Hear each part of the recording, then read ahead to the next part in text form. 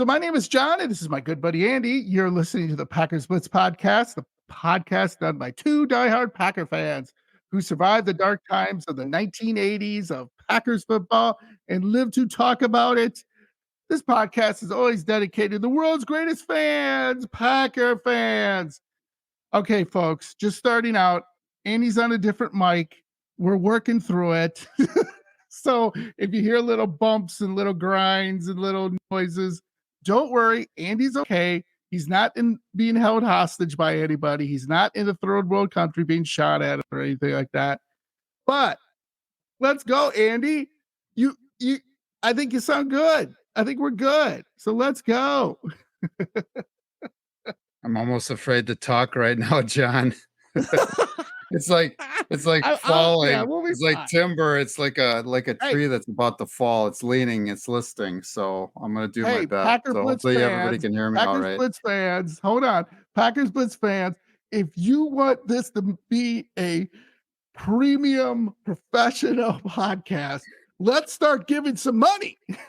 Andy and I need some so we can buy some great we need equipment. we need a production team. We definitely need some tech support. We need a production team or something. Come on, people. Yeah. So, all right. So let's get right into it before something falls apart on you. Exactly. Bucky Brooks.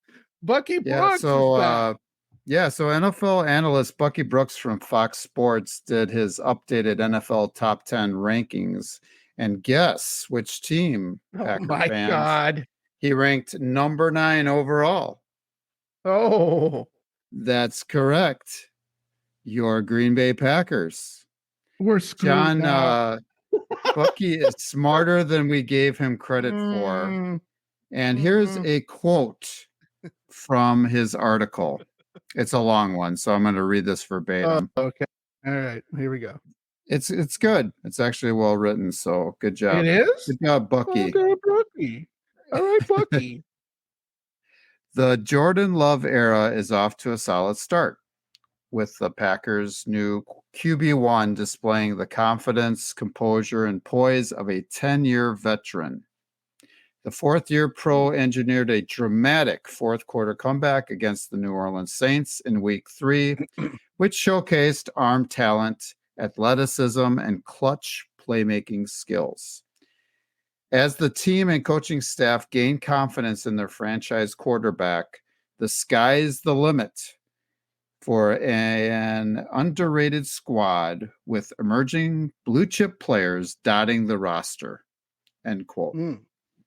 John, Packers Blitz fans, we'll talk about these awesome Packers players later in the podcast. Nice. John, any instant reaction to Bucky Brooks' comments or the Packers ranking? Not really. I've seen him numerous times on NFL Network. He's what I like to call just give a little syrup because he's a waffle. I just think waffle because that's what he does constantly. He'll be like for crying out loud, he ranked the Atlanta Falcons number 7 in his power rankings, and they scored 6 stinking points against the Lions. Come on. Yep. So and then we beat the team leading the division also in the New Orleans Saints. He has us ranked 9th now. Yeah. So could if he's ranking Atlanta 7, so could have ranked us 7. But whatever. I understand. That right. He waffles a little bit, but at least he has us in the top 10. So that's something. Yeah. We'll see. What do you think? It's good to we're ranked in the top 10, that means we're going to make the playoffs. So playoffs. Power rankings to me is like whipped cream on a pie. Okay. Is it necessary? Not really, but sure, I'll take it. Right. You know what I'm saying, Andy? Because power rankings exactly. in the NFL is just fluff. It's just people who go, hey, this is fun. Let's do this. But really 1, 2, 3, it's going to be 1, 2, 3 for the rest of the year. It's going to be Kansas City, San Francisco, Philadelphia, even though Philadelphia's not playing too well tonight, they're still a top 3 team. I don't know. That's my thing. It's just whipped cream on your pie. It's okay. It's nothing wrong with it. So that was just my reaction. It's fine. At least we're getting noticed. So are you ready? Let's go into week 3 game review. If you're ready, the heart attack, stroke inducing game, 18-17 win over the Saints. I like that, Andy. Yeah, I also added stroke inducing for you, John. So thank you. So again, we talked about this a little bit in our post game, and I put that out today so you can listen to it. It was just a quick 25 minutes, kind of going over the game because Andy and I wanted to do a gut reaction to that game because it was such a gut punch and then gut sour, and then gut, I feel okay for a little bit. But remember, Aaron Jones, David Bakhtiari, Jair Alexander, Christian Watson, Elton Jenkins were all out, ruled out before the game with their respective injuries, hammy, knee, blah, blah, blah. We already know that. And, the thing I just want to say just really quickly is, and for a young team like the Packers, injuries to key players like these could be really too much to overcome. One would think. Well, the Packers did overcome it and wound up winning the game, obviously, 18-17. And that should give the team confidence moving forward in that the Packers have figured out a way to win games and win them ugly. But to me, there is no ugly wins because it comes down to it's really, and everyone forgets this. Packer Blitz fans, the Packer fans out there, coaches say it all the time. It's super hard to win in the NFL and to do it over consistent and win 10, 11, 14, 15, whatever games is really, really hard because everybody is there for a reason. There's very few players back in the day. Like I remember a quarterback, Andy. I don't know if you remember this guy. I called him Salisbury Steak. His name was Sean Salisbury, and he played for many teams. But one of the teams he played for was the Vikings, and he was horrible. Like, he shouldn't even been there. Like, how did he even get in the NFL? And you really don't see that much anymore, even though Jets fans, you might disagree with me. But, I just think the Packers, did come in, I think, the first half and really lost the game, or it's not to say to lose the game. That's not really, but wound up winning. That should take them, the Packers, at least to a point to see. Hey, we'll talk about this later, Andy. Obviously, but again, we got to start out fast. We got to really keep on this fourth quarter stuff. I mean, you. Again, I know you can win games in the fourth quarter. You got to win games in the fourth quarter, blah, blah, blah. I don't want to get there. I want that we won the game in the fourth quarter. You know what I'm saying? We're up 10, 12, 14 points, and we actually win the game instead of the Falcons let them crawl back in and beat us, just like the Saints, the Aints, let us crawl back and beat us. I mean, it's just, it was a weird Sunday.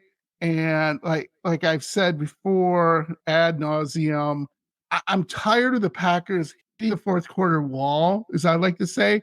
They hit that fourth quarter, and it's just something, whether it's conditioning, whether it's mental, whether it's physical, they just can't get over the hump. And to see them do it against the Saints, who, by the way, have not given up 20 points to an opponent. I don't know how it's an incredible stat. So that means you better stop the Saints offense because you're not going to score over 20 points. So I give the Saints a lot of credit, but I don't give them credit on Sunday because they just blew it and really let us into the game to win it. So that's really, again, kind of my 2 cents on there. Andy, you want to add some more to that? Yeah, when you were talking about Sean Salisbury for the Vikings, I was thinking of all the survivor pools that got blown up over the weekend. particular, the Right. game against the Cardinals that the Cowboys had, and they lost. Mm, And the mhm. quarterback for the Cardinals, John, do you know who that is? No, no I think it's idea. like Josh Dobbs. So they Okay. traded to Tennessee, and he was like their second or third string Oh, quarterback. right, right, right, right. And so Yeah, he's really a guy that I guess can win football games in the National Football League, but nobody would ever thought that would have happened, especially against the vaunted, Cowboys defense and everything. But Josh Dobbs, mm, seriously? And mhm, so kudos to him. But yeah, that's why when you said Sean Salisbury, I'm like, I got one for you right now. And his name is mm. Josh Dobbs. So That's interesting. yeah, Yeah. lot of people lost their shirts this weekend with some of the games that went on. So yeah, well, as far as the game goes, again, everybody, please listen to Packers Blitz live episodes 39 and 40 that we did during the Packers Saints game for more of our opinions and analysis or whatnot. Sorry for the bad audio. Spectrum Internet sucks. So, John, It I'm not does. sure if you to it. There were some parts in there Yeah. that didn't come out too Yep. well, but we did our Yeah, best. sorry, folks. Yep, Yeah. production money. we need, Yes, we but do. we can't help the internet sucks sometimes, and No, just we is can't. the way it is when you're doing a podcast. So um, Yes. we hate you, Spectrum Internet. Yeah, we've been over that. Yeah, we might have You to, suck. you know, yeah, they're gonna come after us Oh, now. boy. Okay. Um, Good. so the keys to a 18-17 comeback victory for Jordan Love and the Packers in the fourth quarter, and the Packers' 11th straight home opening win. I don't know if you knew that, John, but that was popping up all over the Yes. place. So we've won Mhm. now 11 games, opening games in a row. So that's That's pretty amazing. awesome. And then Yeah, so it's the amazing. some of the key things that happened. The first thing I would say is that Jordan kept his composure. Mm. He was able to forget about that 4th and 2 debacle, him missing a wide open throw Oh, to yeah. Patrick Taylor, the running back coming out of the backfield. And then he rallied his team to a well deserved victory. To use the idiom, look it up, turnabout is fair play. Green Bay gave away a win last week in the fourth quarter to Atlanta by a point, and then was able to secure a 1 point victory this week over New Orleans, also in the fourth quarter by a point.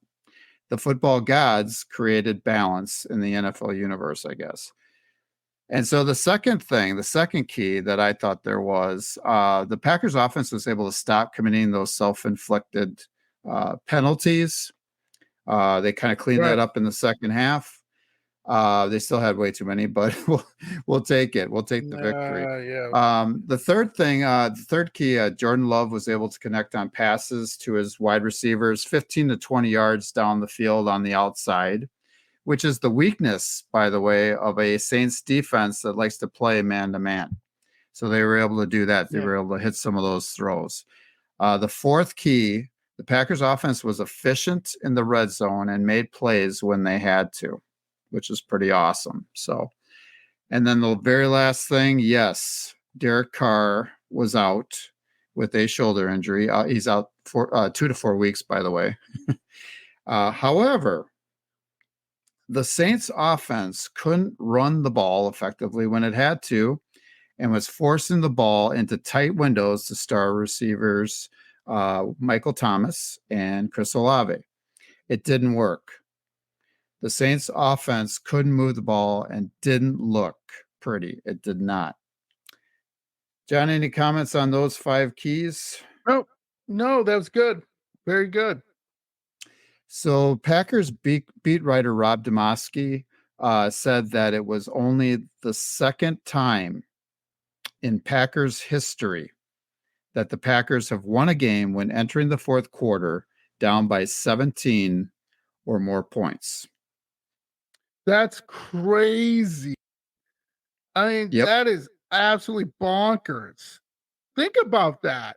That's Yep. absolutely crazy because we had Favre and Rodgers, and okay, so sure, we were probably ahead or whatever, but there were blowout games. There were games under Favre and Rodgers where we got blown out and couldn't come back. So Oh, that's interesting. you're absolutely right, John. But usually Rogers was ahead in most of his Yeah, games. well, He yeah, didn't have to but come right. back. So yeah. Yeah, So but which is a good still, thing. It's always in the good playing from the history lead. Yeah. yeah, in the history, I mean, the Packers have been around for, well, over 100 years. So that's pretty, crazy. So, Yep. wow, it's nuts. Yeah. Yeah. Okay. Any other reactions to the win No, over the Aints? Okay. no, again, like I said, this is why I love football. This isn't, like really any other sport, in my opinion, that just every week you just don't know. There may be some weeks, sure you go like the Bears, the Bears against Kansas City. I mean, duh. I mean, that's come on. That was But all awful. in all, We'll talk a little bit you about didn't that later on. Yeah, Just all in all, you didn't expect 70 points to be racked up against Denver. Like, huh? You didn't expect the right. Cowboys to lose to Phoenix. Like, You didn't huh? expect You didn't the expect Jacksonville Jacksonville. Jaguars, yeah, to Yeah, lose to the Houston to Texans. Houston. Yeah, and it wasn't really Crazy. even close either. Mm, So mm. yeah, they get Yeah, beat pretty handedly. So yeah. yeah. I love that. Yep. Love that. Yep. There were a lot of people So, that again lost their shirts. So and some of those, gambling, my friend. survivor pools, that's well over $1 million for some of them. That's that they want to Ooh, win. And so I'm mm, not sure how much what the buy-in is on that, but a lot of yeah. people lost, picked wrong Whew, this weekend. So big, big, big upsets. you picked wrong. That is for Uh, sure. So let's So go to a topic that you were going to talk about a couple weeks ago. We never got around to it. So the draft class, exactly, right? Yeah. exactly. Yeah, and people probably were wondering with my synopsis of the game yesterday that there must be something wrong with me that I didn't give out a whole lot of information. But again, go back to episodes 39 and 40. We talked about some of the stats and what some of the things that happened Oh, in the game. oh, before you get onto this, one of the things I wanted to talk about that people have kind of talked about is Keyshawn Nixon on offense. That Oh yeah, wasn't that kind of a weird, like all of a sudden he's in there, and you're like, how did he get in there? What's going on? I thought that was interesting. Did you find that interesting that they yeah. would put him on there? I don't know. It's just weird, right? I don't know. Whatever What do you think? works. We're down a lot of skill players, so whatever he could do to Yes, help we us are. win is awesome. So, Mhm. and that Yeah, guy can make plays and he's fast. So, yeah, absolutely. yep. And All right. he's So let's proven talk about the he draft. can catch the ball because he doesn't drop punts and he No, doesn't drop kickoffs, right? So, no, and he no. usually doesn't drop interceptions when they get thrown right to him either. Mm, But we won't get into that. That was a couple games ago, but um, yeah. So we're going to talk about the Packers 2023 draft class, some of the power rankings for that. And I'm going to start at number 13 because we had 13 picks, and we're going to work our way to number 1, if that's all right with everybody. I had promised everybody that I was going to do that. So at number 13, we've got running back Lou Nichols, who was drafted in the 7th round. He was placed on IR with a shoulder injury and later released. So womp womp. So basically, he's at number 13. Most of our draft picks, by the way, we kept. So at number 12, we have wide receiver Grant DeBose, who was selected in the 7th round. He had back issues. He is currently on our practice squad. At number 11, safety Anthony Johnson, also selected in the 7th round. He has shown a nose for the football and sound tackling. He's currently on our roster. At number 10, Uh, we've got tight end Tucker Kraft, who was selected in the 3rd round. He is more of a project than the Packers thought. John, do you agree with me on that? Yes. I keep saying Okay. deer in the headlights. He still Yeah. has time. Yeah. He needs to prove that he can regularly move defenders in the run game. Mhm. He needs to not look lost, deer in headlights, Yeah, when he's that's running right. routes in the pass game. Otherwise, Mhm. he won't see the field much. So at number 10, tight end Tucker Kraft. And John, you may, not agree with me on some of these, but if we can move stuff around too. But at number 9, we've got wide receiver Dontavian Wicks in the 5th round. He has proven that he can contribute. He made a nice catch and run on a TD pass from Jordan Love in the Atlanta game. He may not be a starter of the future, but he can solidify the receiving room full of good pass catchers, able to get some yards after the catch. So at number Mhm. 9, Dontavian Wicks. Uh, it's good to see some of our guys contribute, including him. Yeah. At number 8, I've got quarterback Sean Clifford, and we selected him in the 5th round. Nobody wanted us to. We did anyway. He was very effective in the preseason. He Yeah. bounces back really well from adversity. He can throw a pick 6 and come right back and Yeah. throw a 30-yarder on the field and make a Mhm. completion. He proved that. Yeah. He seems like he will be a really nice and capable backup to Jordan Love for the next few Yeah. seasons. So I've got him kind of in the middle at number 8. Mhm. Really Yep. hasn't played so far, of course, and No. that's a good thing for us during the regular season, but looked good in the preseason. And Right. then at number 6 and 7, and John would probably put Carl Brooks higher than this, Come but I lumped on. I lumped those two together. We've got defensive tackles Colby Wooden in the 4th round and Carl Brooks in the 6th round. And so we're just going to lump those together. Their explosive Okay. their explosive ability has gotten them into the backfield frequently, whether it's stopping the run or harassing the quarterback.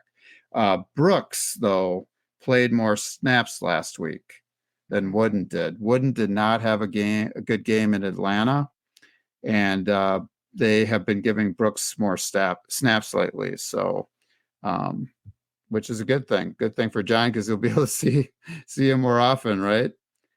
Carl Yes. Brooks Come on. Carl at Brooks. number 5, and I guess we probably could have put Carrington Valentine maybe at number 7 instead of number 5 and moved the 2 defensive tackles up a little bit. But I've got Carrington Valentine. He stepped in for an injured Jair Alexander and performed admirably. He broke Yeah. up a pass play to a Saints wide receiver Chris Olave at the goal line to stop a drive. He did exit the game on Sunday with a biceps injury and did not return. Let's Oh boy. just say that Carrington Valentine looks like a draft day steal. So I had him at number Yeah. 5. Um, really good that he can just step in for a guy like Jair and play really well. His Yeah. bicep injury is not a torn one, so he should be all right. I'm not sure if he's Okay. going to play in the next game though, Oh and that's boy. that's kind of the theme with a lot of our guys. I was trying to get Oh man. information for Thursday, and not a lot was out there. So No, be everybody's out going to have to tomorrow and keep Wednesday. posted on that. Yeah. At Yeah. number 4, we've got outside linebacker Lucas Van Ness, who was selected, of course, in the 1st round. The only question I have is, could Van Ness be Rashawn Gary 2.0? Ooh, I would love that. I would love that too. He's looked pretty good in spots. So, John, what do you think Yeah. on that? So I got Yeah, him at number absolutely. 4, Yeah, he still needs work. He still raw. sometimes he overruns the play, sometimes he's out of position, sometimes he's like he just he just wants to go. And you're like, "Hey, read the play." Like you just don't go upfield. Everybody's back 10 yards and you're going, "Yay!" Like, come on, man. Just read the play. And he did I still love the play he did against Atlanta where the Atlanta quarterback ran out and he chased him down. And that guy is not slow at all. So Yeah, he did and that with Justin Fields too in the Chicago Bears game. yes, he did. Yeah, And didn't Justin let Fields didn't too. let him get the edge, and he held the edge and he tackled him. Yep. So he made a nice play. He made actually a few nice plays in that game. So, Mm-hmm. um, Mm-hmm. so yeah, promising future for that kid. So hopefully he Yes. stays healthy, stays upright, and Yeah. continues to progress. So Yes. at number 3, we've got kicker Anders Carlson, who was selected in the 6th round. I moved him way up. I think he's been quite a find for us, and I think he's going to be quite the player moving forward. So his bounce back Hope. ability and powerful leg are winning assets. He is perfect Mm-hmm. so far during the regular season. That's tough for a rookie kicker to come in there and all of a sudden Very be tough. perfect. So Very tough. hopefully he's the next Mason Crosby with a better leg and is our kicker for the next 15 seasons. I would like that. So Yes. I got him at number 3. And hopefully, John, you concur with that. But yeah, I could see you Yes, I moving up do. that Carl Brooks kid. Give him a couple more games. Let's see what he does. We'll see what he does. Yeah. At That's number against 2, offensive line. and Packers Bus fans, you're probably figuring this out pretty easily now. Who's left? We've got tight end Luke Musgrave. He was selected in the 2nd round, and I think he was off the top of my head, I think he was pick 42. But anywho, he looks like the real deal. Mm-hmm. And I could have even put him number 1. But for John's sake, I put somebody else number 1, which we will get to in a second. So again, Luke Musgrave is a tight end that can not only block, but also can catch the football, because opposing defenses have to account for his speed and where he's lined up on the field. He presents a lot of problems schematically for those defenses. So I've got Musgrave at number 2. What do you think about that, John? I think he's got to be in the top 3. So I got him at number 2. Easily. Okay. He's been a great player. Yeah. Now there's been at least twice where he's just been wide open, and Sunday's game, same thing. He was running past the corners and the safeties trying to catch him. And if Jordan Love, I know it's patience, but if he just drops that ball in there like my boy Aaron Rodgers used to do, that's 6. I mean, there's no way they're going to stop him when he's running full speed. You would have to be pretty damn lucky, trip him up or something. And that's been happening, a lot, in my opinion, for a rookie tight end. So I'm excited about this kid. We just got to get Tucker Kraft. Him and Musgrave got to get in a study room together and just start studying their butt stuff. And so we can get Tucker Kraft in there, because we have both those guys out there. Yeah. Man, is that going to be problems? Because a linebacker, like I said, is not going to be able to cover. Go ahead. Yeah, they want to be able to do 12 personnel, correct? So they want 2 tight ends out there at one time.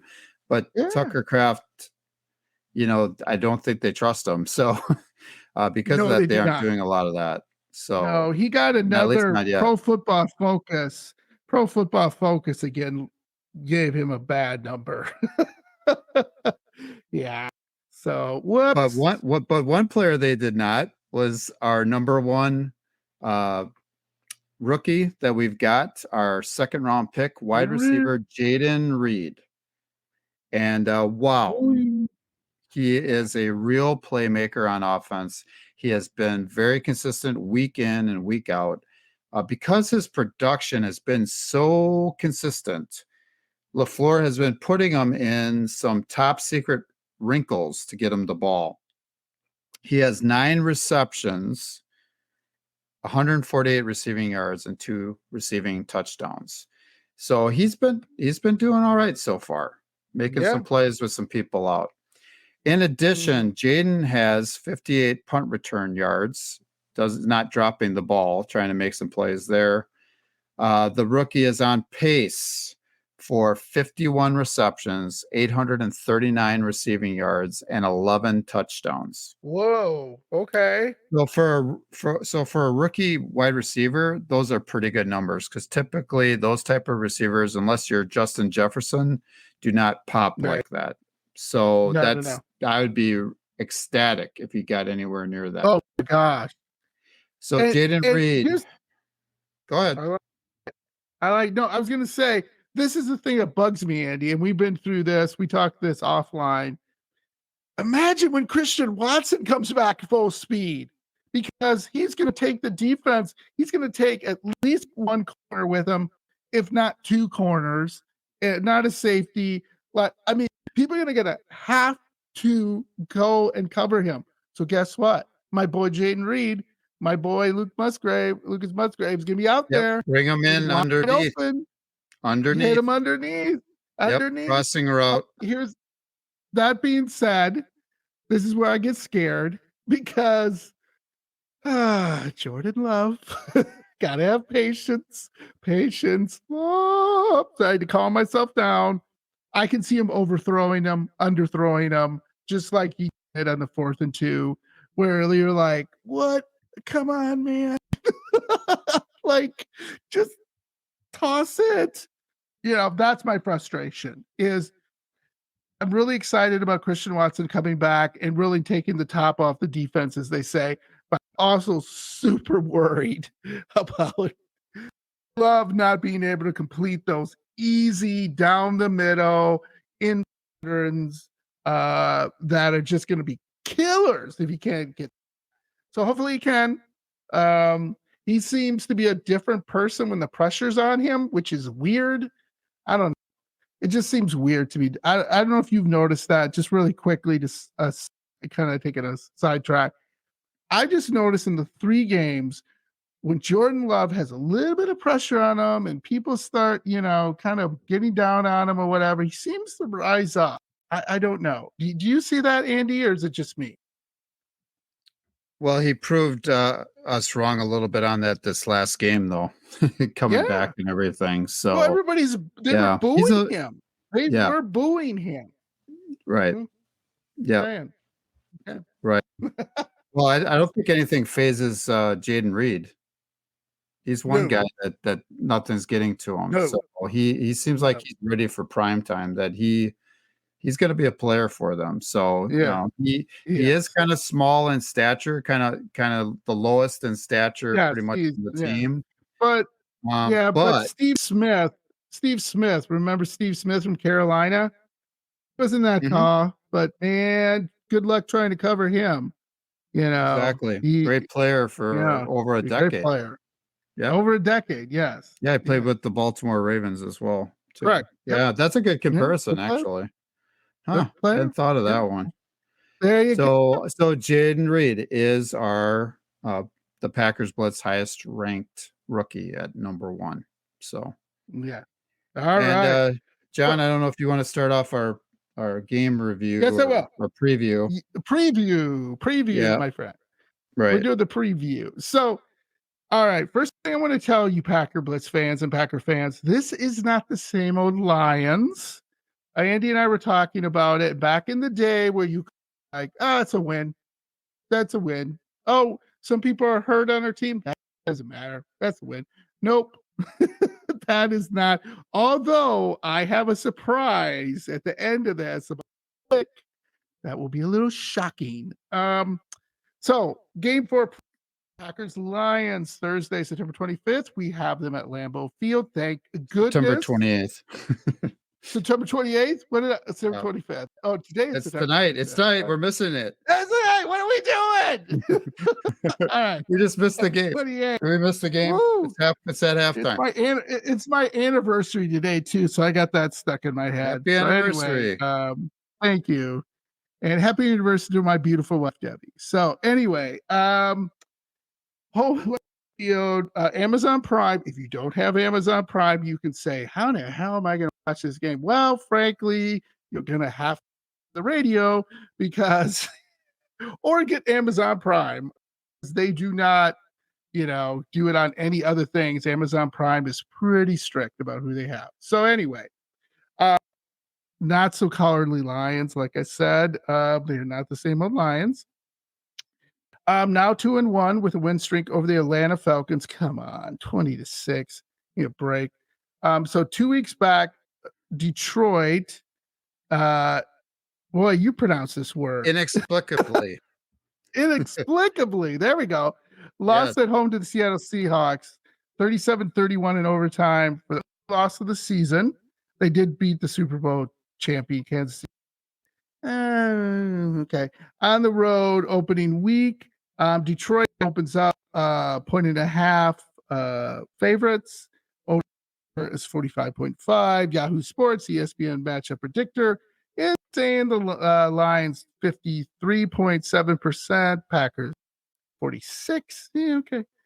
Caesar Sportsbook, Detroit -2, 45. So you're looking at 1 to 2 points. So that's like all of our games lately. Yep. Like And Saints, I believe. Yep. Go ahead. No, go ahead. Go ahead. Okay, I was just gonna say Saints, Yep. I think was 2 points. It Atlanta, was I think was 1 or 1. 2 points. Yeah. Okay. Chicago, I think it was 1 or 2 points. I think all 3 of them were 1 or 2 points. Maybe Yeah. I'm wrong. A lot of but I thought people it were was picking the Bears though that first week. A lot. right by People. 1. Yeah. A lot of Okay. experts in quotes, but So you want yeah. me to keep going or you want Well, I did want to remind fans, I don't know if you mentioned the time, it's at 7:15 p.m. And the only reason I mentioned that is because I'm so used to the game starting just a little bit later than that. I keep going to those Thursday night games and they've already started the game.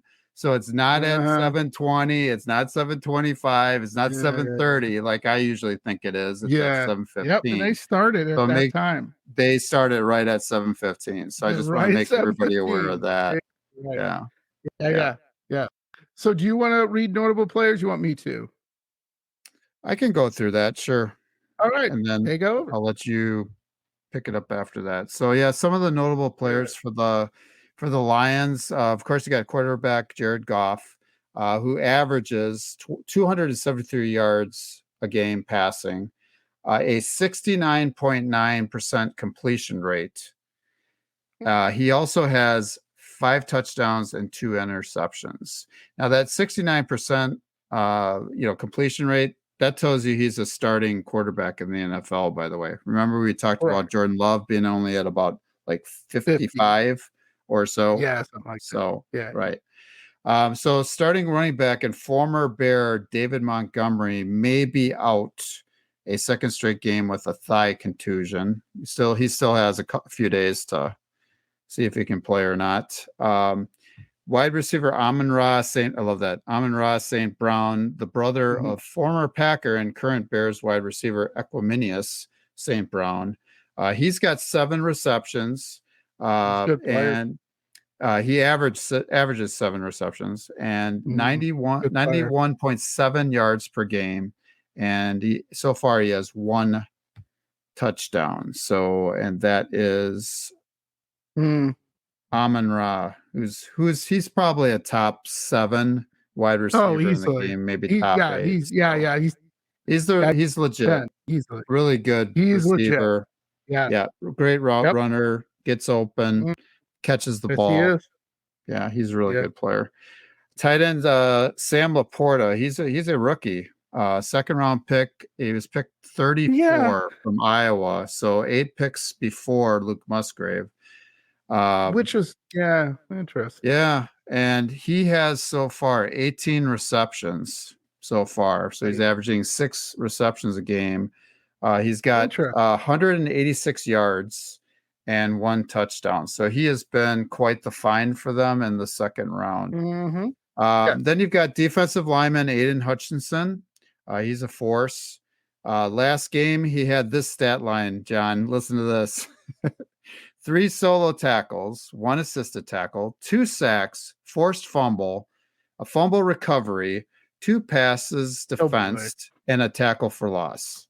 And that was his stat last game. So he's been getting better and better and better. And that game he was a beast. So he almost single-handedly beat Atlanta by himself. And then the Lions defense has a few really good players, like linebacker Alex Anazol. Can't pronounce his name. Anazoloni. Yeah, he has really nice hair. If you see him without his helmet, he's got really long hair, just like kind of like Clay Matthews did. He looks great. Yeah. Linebacker Derek Barnes and cornerback Jerry Jacobs, who has, get this, 18 solo tackles so far this year, and he's their cornerback. 18 solo tackles. That's pretty awesome. Yeah, and when I saw that, I was kind of double taking it with the stats, and I was like, 18 for a corner. Exactly. Interesting. That's something a linebacker would be doing, and even Yeah, then, that's usually linebacker. that's Yeah, not a that's solo yeah. tackle all the time. So he had 18 of them. Okay. This defense also includes two very high 2023 draft picks. First rounder linebacker Jack Campbell and second rounder safety Brian Branch, who I said the Packers should have drafted. But I'm happy with Luka Musgrave. I'm happy. I'm happy with that great wide receiver Van Ness. Yeah, and I'm happy with our wide receiver too. Jaden Reed. So, but anyway, he's a player though. I watched some of the games for Detroit, and he looks really, really good. He actually intercepted a pass a few games ago and ran it back for a touchdown. So, oh boy. Well, not in this game though. Not in this upcoming game on Thursday though. So then some of the offensive stats. The Lions are 9th in total yards per game at 384.7 yards per game. Packers are 25th at 308.7. Oh, okay. Yeah, okay. Lions are 7th in pass yards per game at 273. Packers are 22nd at 218.3. The Lions are 11th in rush yards per game at 111.7. Now everybody's probably thinking out there, we're much lower. We are. The Packers are 25th. Yes, we are. At 90.3 yards per game. That's 25th. horrible. Yeah, that was supposed to be the strength of our team, wasn't it, John? So not having Aaron Jones doesn't help, but still, for us to be 25th, that's pretty. Yeah, that's needs to get better, needs to improve.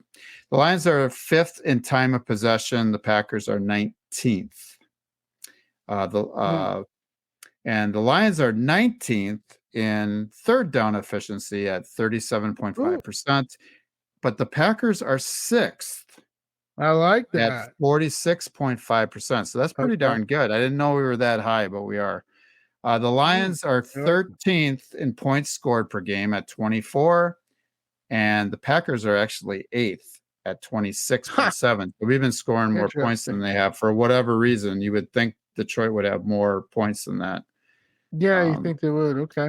But the epiphany that I have is that the epiphany. The Lions are slightly better on offense. Goff is a better quarterback than Jordan Love, in my opinion, at the moment. At this time.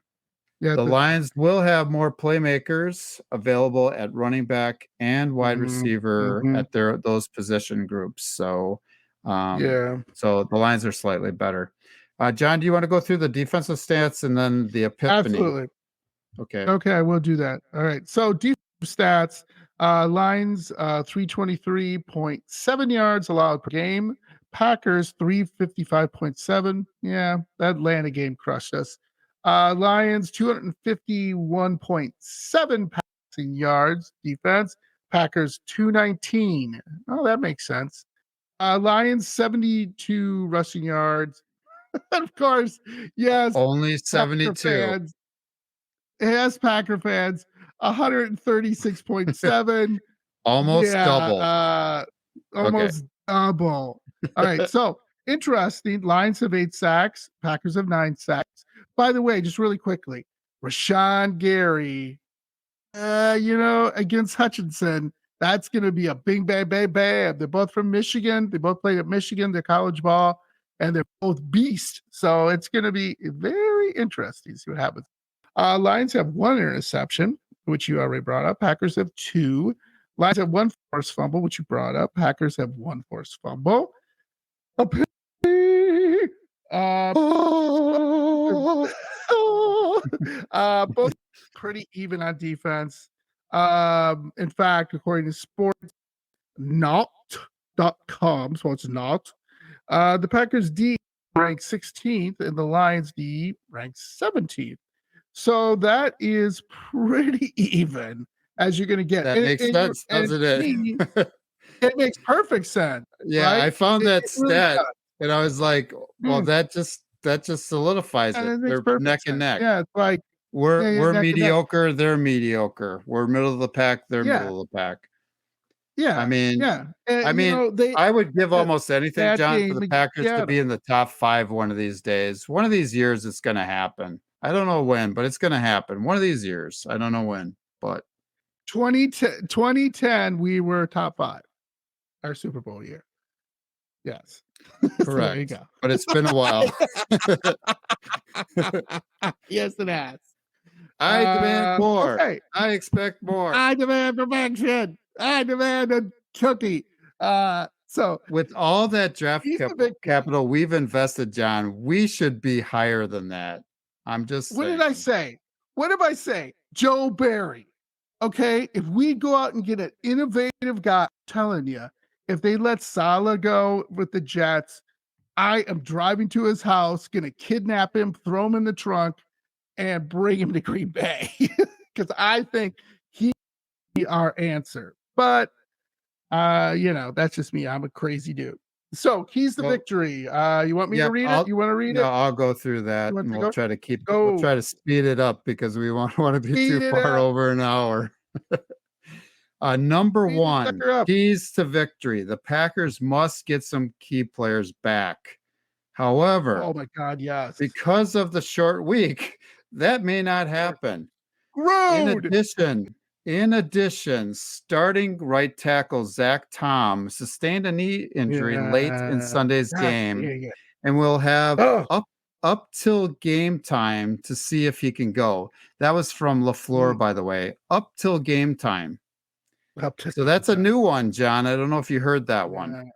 Okay. I did. I did on Monday. Can't believe with it. I'm like, can't believe it. There'll be 3 starters out if he's out. Starting linebacker Devondre Campbell's ankle injury is not to the same ankle that kept him out of a significant portion of training camp.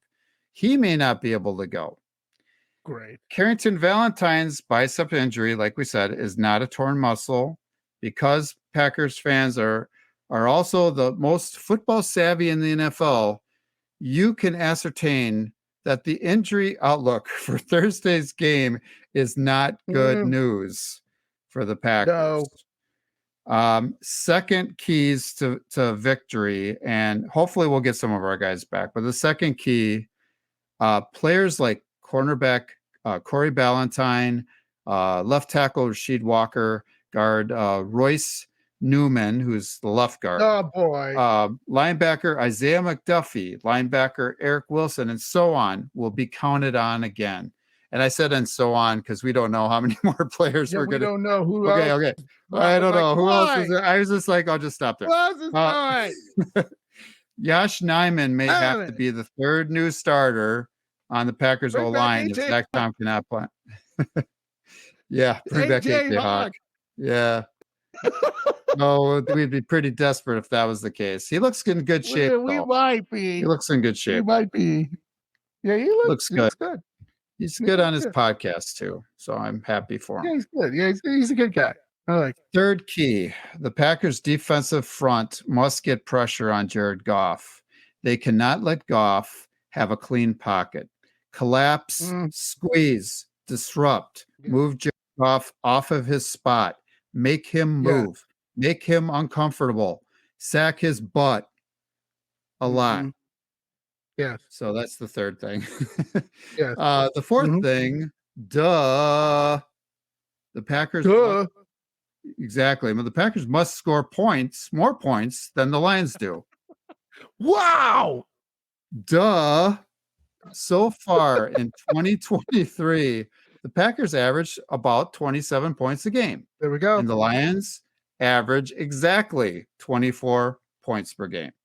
If that holds true, the Packers win. John, that would be a good prediction for you, by the way, that we're about to do right now. John, are there any That's about what I'm any going to do other right keys?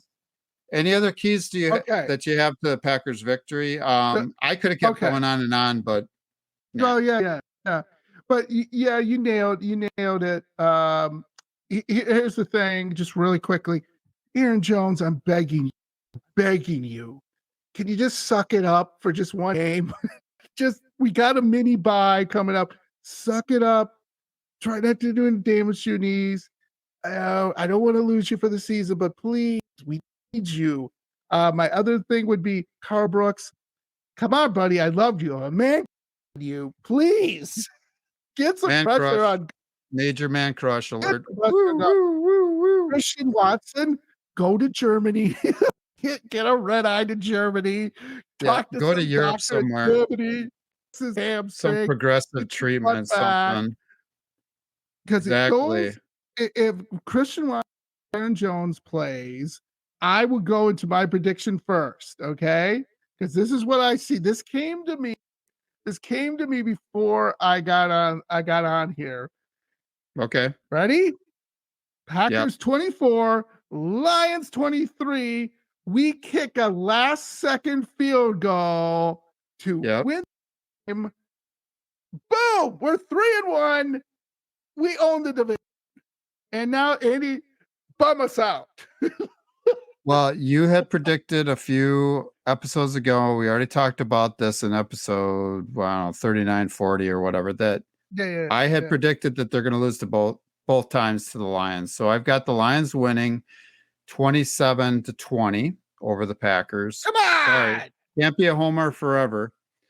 And you had predicted that they're going to win one of two. So I would guess when it comes to Thanksgiving, that game, you don't have them probably. We're going to get our butt kicked. Okay.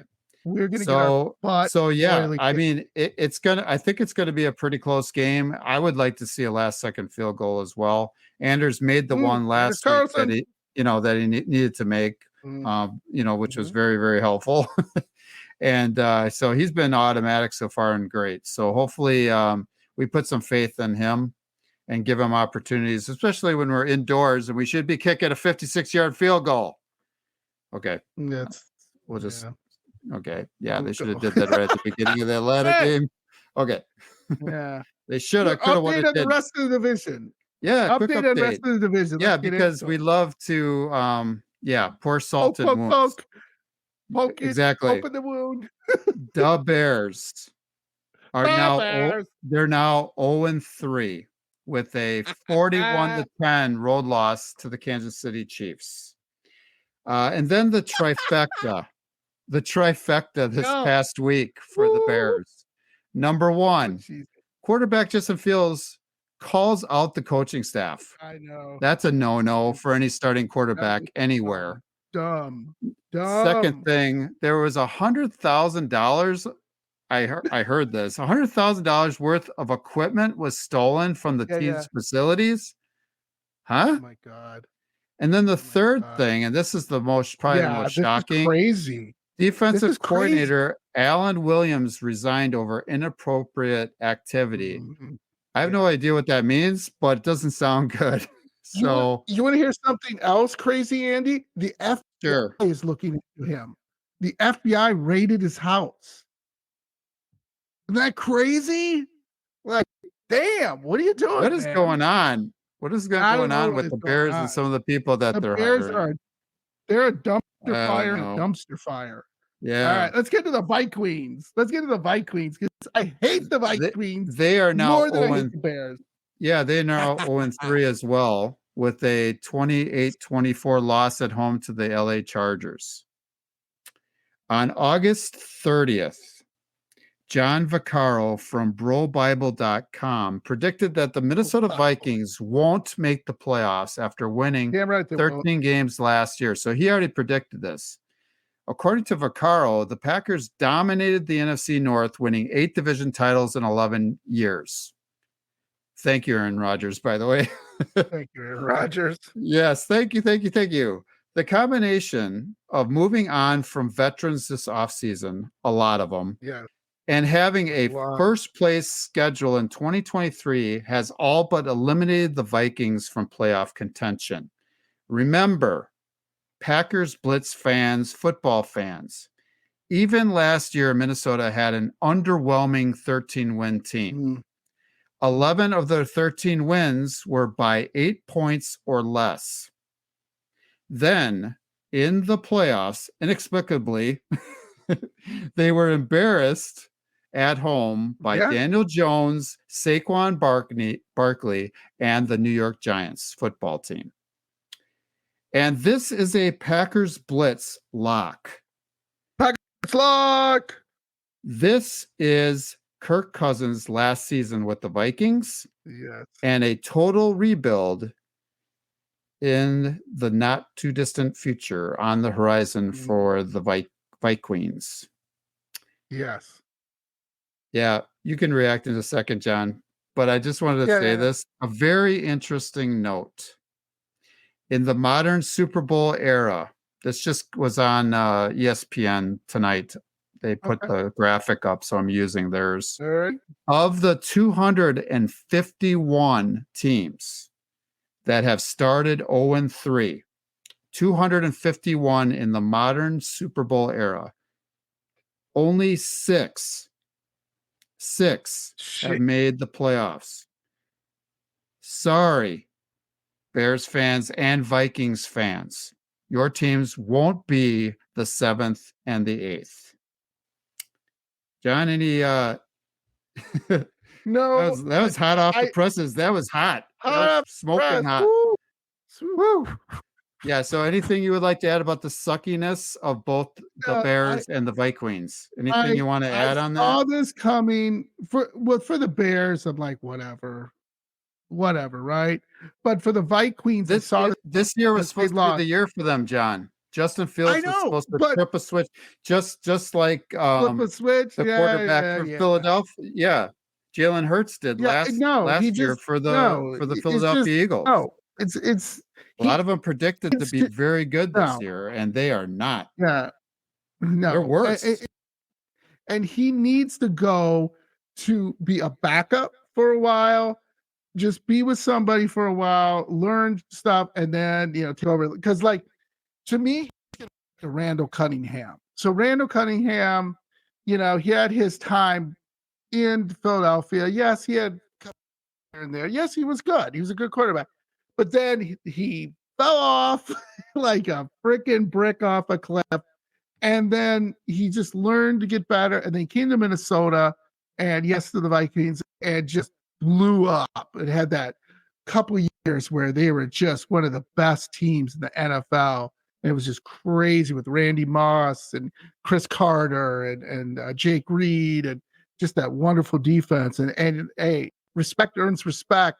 They were a hell of a team in 1999. They should have went to the Super Bowl.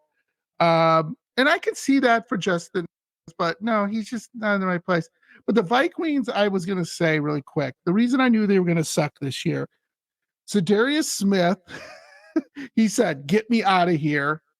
Patrick Peterson, he was like, "Get me out of here." Then they were Delvin Cook. They were like, "Yeah, whatever, guys. See ya." Thielen. There were some other Thielen. Thielen. Thielen. They went, yeah, whatever, buddy. See ya.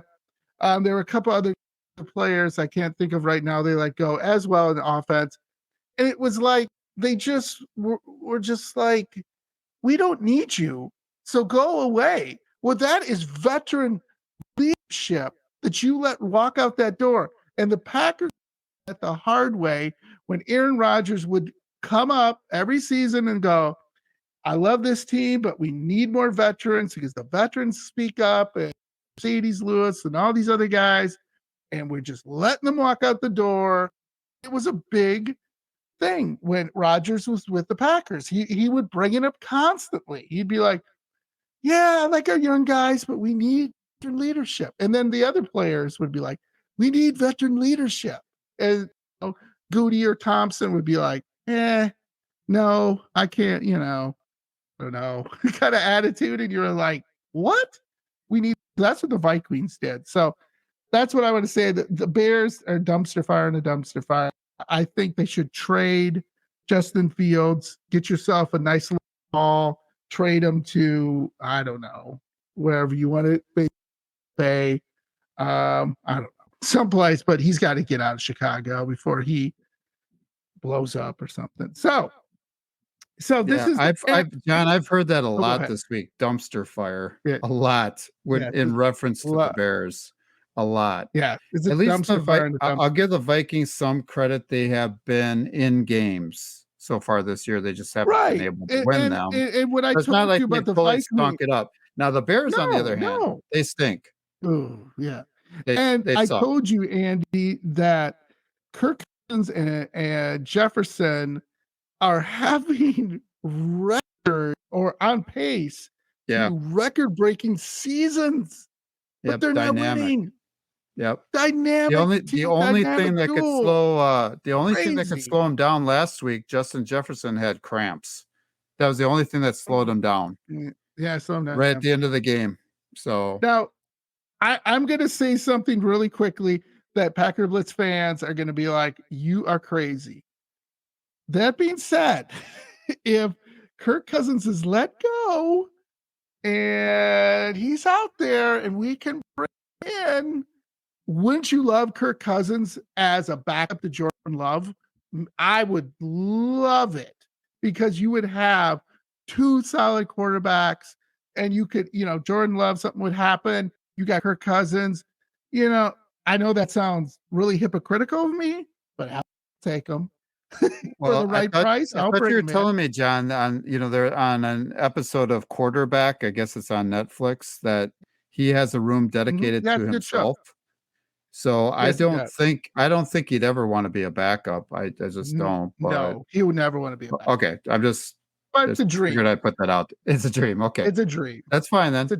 It's just like a dream of Justin Jefferson coming to the Packers. That's never going to happen from the standpoint the Vikings will never trade him to an never let him go. No, and they're not stupid. They're stupid, but they're not he's the face of the league. He's one of the faces of the league, and you oh my god, better not let him go. You better not. No, you better not. You better pay him money. He's great. Yeah. He's awesome. Number one in the league. Wide receiver wise. And yes. So the end to a perfect football podcast. Packers Blitz. Yep. Andy, take it away. I like that. Yeah. Hopefully by the time John and I do our next Packers Blitz podcast, that's hopefully under 2 hours. The Packers will be leading the NFC North division at 3-1. Ooh, hopefully our impressive offensive rookies like Jaden Reed and Luke Musgrave will both have TDs.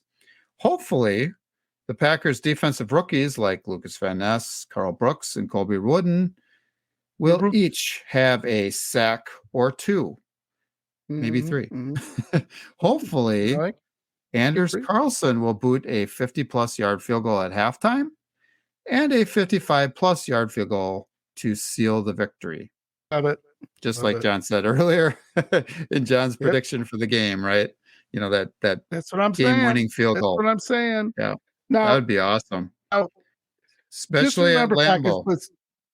Oh my gosh! Remember, Packers Blitz fan. If we don't win this game, we're still 2-2. So we're still 5. We're still in there. We have some tough games coming up. We have the mini bye, so hopefully we're healthy. Because we're going to need it, because we do have tough games coming up here. We still got Kansas to play, which is not going to be easy.